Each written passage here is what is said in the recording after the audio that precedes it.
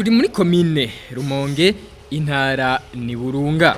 Ikibazo c'amazi yahora adugiye mu tuzu twa sugumwe mu gihe c'imvura mu bice vyegereye muri komine Rumonge, gutyo bigatera uruhagarara n'indwara mbere bigiye kurangira kuko abene gihugu begerejwe ikibanza cyo guhinguriramwo iyo myanda iva mu bantu, gutyo hakaboneka ifumbire y'akanovera hamwe mbere no gukomeza igisata c'isuku n'isukura. Nitwa Nadine Ndabigengesere nkaba nsanzwe nyoboye ishirahamwe Greater Vision Group, ni ishirahamwe riri mu gisata c'isuku n'isukura, duhereye ku tuzu twa sugumwe, vya bikorwa vyo kuvidura amatoilette, hama tukaba turiko turakora ku bijanye no guhingura iyo myanda, bavuga ngo tugendana mu nda tukayihinguramwo ifumbire. Uyu munsi twaramutse tuza kuraba kugendera iki kigo gishasha Ahamere yashizeho, no kuvuga nka bijya myanda dukura mu tuzu twa sugumwe, iyo tuyividuye tuyizana ngaha kugira ngo ihingurwemwo iyo fumbire twababwiye, mugabo dusubire tugira ico bita elimination des risques contre les maladies hydriques. Donc tugabanye ibishobora kudutera ingwara bivuye muri iyo myanda ya misi yose. Rero ni igikorwa kinini cyane, nshimira cyane abashoboye kubikora, kuko nka twebwe nk'akarorero nko muri 2024 igihe haba zijya ngorane z'imisozi yakorotse, barashoboye kwegeraniriza abo bita les déplacés, abari batesheje izabo n'iyo misozi yakorotse, hama babegeraniriza hamwe, bari abantu barenga 2,000 bari ahantu hamwe. Ndibuka yuko twashoboye kuza duhakoranye na UNICEF, ahama nitwe twabahaye utuzu twa sugumwe. Cyari igikorwa kitugoye kuza kuvidura ngaha mu Rumonge tukaja gusesa i Bujumbura ku Buterere. Murumva yuko ari kibazo kinini cyane kuvidura mu ntara uja gusesa mu yindi. Mugabe izi nyubako zizodufasha kugira ngo dushobore kugumiza hafi. Hari ico bariko baragerageza gushira imbere nko mu migambi ya Afrika, aho bavuga ngo une ville une station d'épuration, no kuvuga ahari ville yose habeho na systeme yo kujera iyo myanda. Rero iki kintu ni ikintu gikomeye cyane, ni ikintu kije gufasha cyane muri ico gisata c'isuku n'isukura dusanzwe tuko dukoreramo. Uyu munsi rero twariko dukorana na Ahamere, tuja kubafasha kuvidura kuko izi nyubako ziri ngaha, mugabo none ibizohingurwa bizohashika gute. No kuvuga ikijanye na assainissement ni chaîne yose dutegerezwa gufata, ukamenya kuva ku kazu ka sugumwe, tukubaka akazu ka sugumwe kabereye, tukamenya ukuntu tukavidura, tukaronka naho tuza kubisesa kugira ngo dushobore gukingira amagara y'abantu.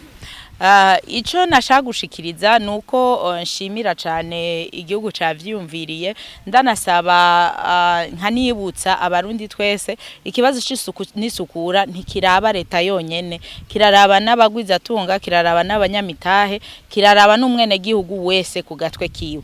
Abene gihugu nibijukire kubaka utuzu twasugumwe, abagwiza tunga babishiremwo uburyo kugira ngo dushobe kuronka ayo makamyo menshi avidura, ntihagire igisagara na kimwe kibura imiduga ividura, hama n'igihugu kidufashe kugwiza inyubako nk'izi mu bisagara hose kugira ngo dushobore kugira ico bita gestion sécurisée des bouts de vidange. Mvuye kure Jean Claude arongoye ico kigo kijejwe gukwiragiza amazi meza, isuku n'isukura mu gihugu hagati, amenyesha ko ico kibanza cubatswe ku buhinga bugezweho bivuye ku bahinga basanzwe bari muri ico kigo Ahamere.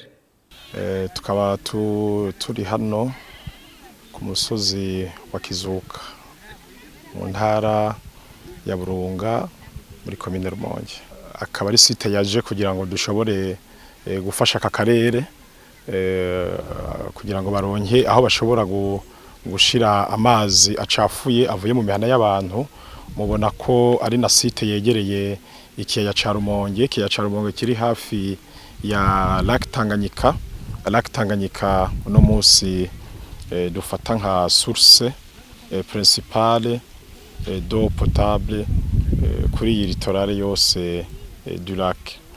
Hanyuma ikindi naco twabonye gikomeye nuko naho mwabonye ahashikira ahantu huguruye, mwabonye ko harimwo ibiti biteye bwoko dusanzwe tumenyereye. Ivyo biti navyo bikadufasha kugira ngo bishobore gufata ayo mazi,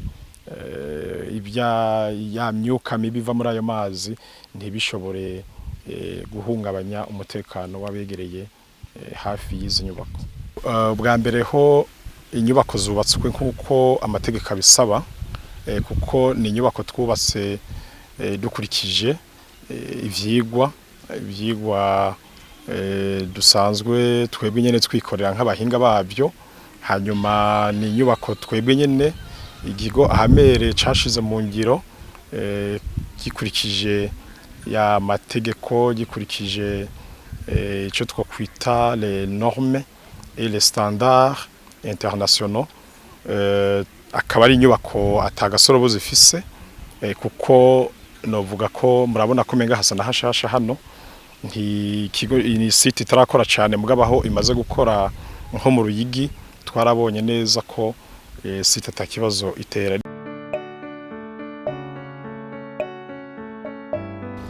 Iyi site rero muri ouvrage ibarabara yidushikanya ihera hanyene mubona duhagaze.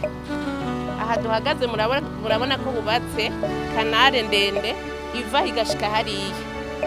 Nkuko mubibona bariko barasukamwo, iyi kanare niyo gutwara iyi micafu, kugira iyi micafu ije mu mari. Nkuko muyabona hadufise amari 5, aho mubona hateyemo n'imbingobingo, hari igituma zirimwo, mubona hariyo amatwiyo, hari igituma hari, kandi murabona ha muri kanare harimo utwango.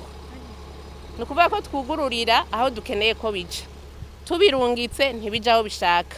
Nitwe twugura tukamenya tuti uwo mwanya dukeneye ko bija muri iri ya mbere, iya kabiri, iya gatatu kubandanya.